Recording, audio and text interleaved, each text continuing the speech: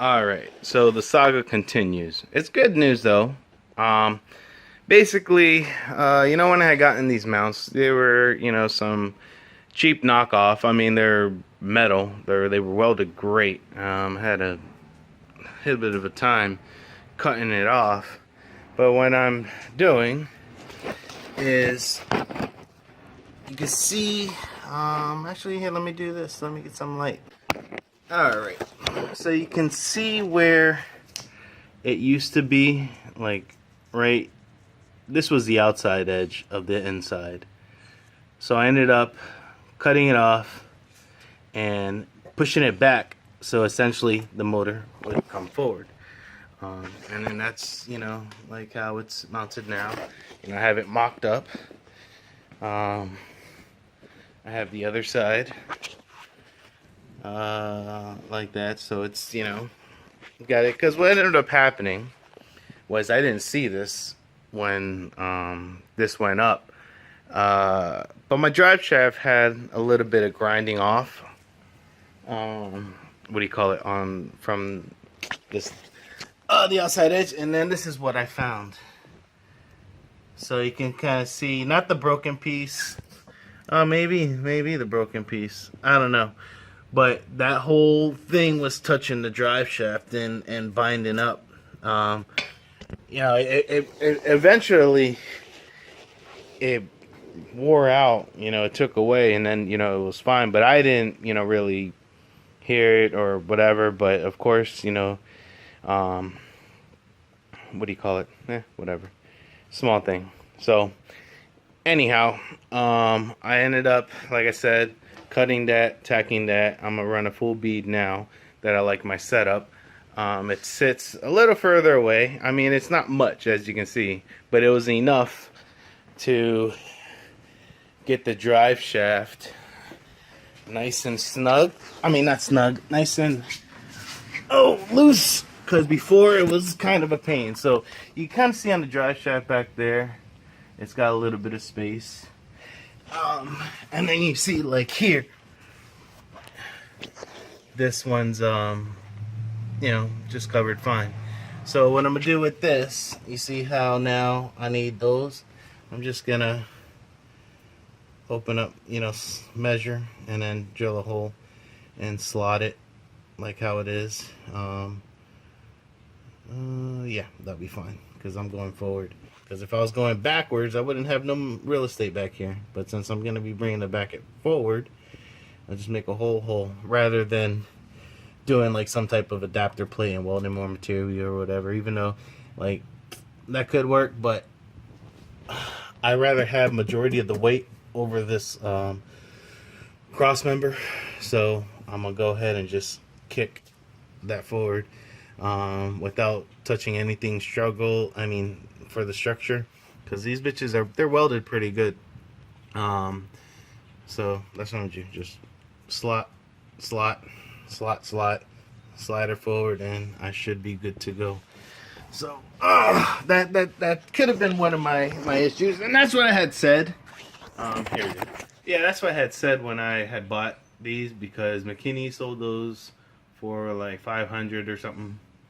And then even though this went in fine before, I don't know,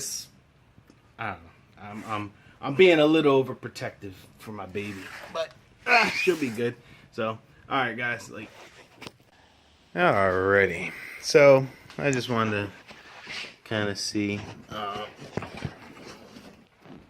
that's like my welds. Yeah, that one don't look so pretty. It had a little bit of gap, but that one, is good. It's got good penetration. That's what I was going for, with that. So she's basically back where she was before. Same thing over here. That's done. But for some odd reason, naturally, shit. I didn't have a problem. Even when I had it back in its normal spot, the sway bar was touching. I don't know, really what happened. I had this sway bar like close. When I just dropped the motor, it's weird because it seems like when I put this motor back in, everything changed up on me. I don't understand it. You know what I mean? Like, it's just kind of mind-boggling because I had way more clearance before that. You know, this is before the modified. I had way more clearance. I ended up what's that called? I was able to, you know, get to the oil pan and change that out just fine. You know, it's kind of thing. So, anyways, I moved it forward. That's that. Now, if I put the stock KA, which is skinnier, you know, that bad boy on, it's actually shorter, and so it will hit definitely the bottom of the oil pan, like, you know, back. So there's two ways I can go about this. I could put some spacers just to lift up the motor a little bit, or I can get a plate, which I plan on doing. Here you go. Oh, so I have some flat stock here. This is, I don't know what this is, what size, but I plan on, you know, just go make a thing, slide it out for both holes, and then it will just be a spacer underneath the mount for that, and then just shift it down just to give me some clearance.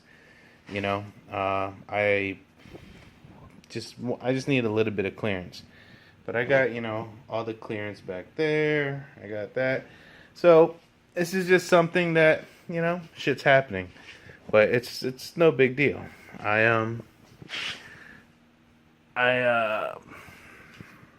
Whatever, just taking care of it, just doing it. So hopefully I didn't get to work on the car today, but at least that's my final.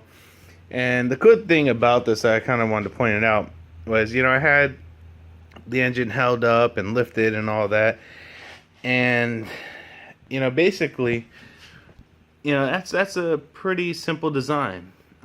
So it's like I kind of have now a little bit of experience in creating, you know, let's say motor mount brackets. If I do something custom, if I get something else, you know what I mean, I feel that I'll go and I'll buy me some flat stock and, you know, whatever, and just go and build something similar to, you know, like this. Or, you know, I guess the hardest thing is when you put the motor, you want to put it where it stands, and then kind of have your design depending how the engine sits, or, you know, how the bracket bolts up. Because you see, that one down there, you know, that one's just perfect. It's not, you know, touching. Like, I could drive it in and it would just be fine. You know, that was like the only thing that I needed to kind of worry about. But besides that, you know, she's good. Even the height, you kind of see the pan to the underneath the oil pan, or oil, I don't know what you call this, a secondary, or what do you call it, oil pan block, whatever. You know, there's like a little decent clearance there. You know, it's like if I wanted to drop the engine shorter, I would have to notch that out, which I simply could have. But then you don't know if I dropped it a little bit, that wouldn't really mess up with the drive, like the drive axle angle, you know, because it's got U-joints on there. But then the other thing is, you know, you might expose your pan to be hitting or something. So, you know, this is all a learning curve. You know, putting these motors in, it's something. I'm gonna try looking and seeing if maybe I was putting that in backwards or something. I mean, I was putting it in that way in there, but I'm like definitely looking at it, because, you know, if you swap it over, that angle there will go up, and of course, you know, that won't work. But, you know, it goes like that, where the angle goes down, and it just wasn't, you know, giving me the clearance. And even I kind of like measured it from this angle right here, this bend, to this end point, and it was you know, whatever. I mean, the other thing I could do, no, I can't really do that. I was thinking I can weld a longer piece for it to stick forward, but then this mounting point to the chassis, won't work. So, you know, just trying to figure something out. So I figure if I go and I get this, or even might get a little thicker piece. Even you see this piece, this is a little thicker piece. I have another one over there, but I don't really want to cut that, but I could. I'll just go to Home Depot and buy me a thicker flat stock. And do that. I don't want to like double it up, because then I don't want like the sway bar to move or do anything. You know, I don't know, you guys let me know. Maybe this is done before, or maybe not. I don't know. I'm just trying to get this shit going, and you know, everything be good, so when I'm done I don't have to worry about NAND. But alright, so we have two samples here. One that's, I guess, kind of leaking on the back of the car, shit. And then this sample.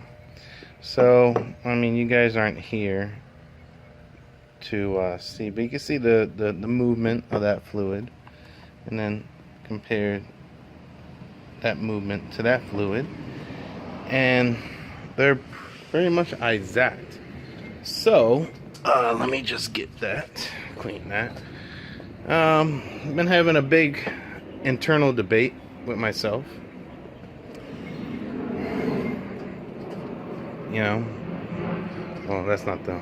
So this is the gear I had used. I tend to go with a thicker one for tranny shock. But the biggest thing is non-synchronized manual transmission, API, service GL5. And then it says for the diff, this is suitable for 4 and 5. Problem with 5 is this has a lot of phosphorus and zinc, which are no good for the synchros. They will, I guess, you know, over time peel and wear down the synchros faster than using a GL4. So I know guys are using MT90. If you look at MT90, it's actually GL5. Did a lot of research on the web and you know, reading that, you know, all of those GL5s, they start, what do you call it, grinding, or you know, some issues where it's not smooth. And being that these CD009s are prone, well, the previous versions are prone for synchro issues. Universal hydraulic and transmission fluid. So you looked at the whole thing in API GL4. So this is the only thing I could find online. I really didn't want to feel like going to Nissan, because it's like $20 a quart on anything. But you know, you guys said whatever. I refuse to do that, because I know it is. So that's why I went. And when you check the bodies between the two, this one is slightly thicker. Might just be because this is worn.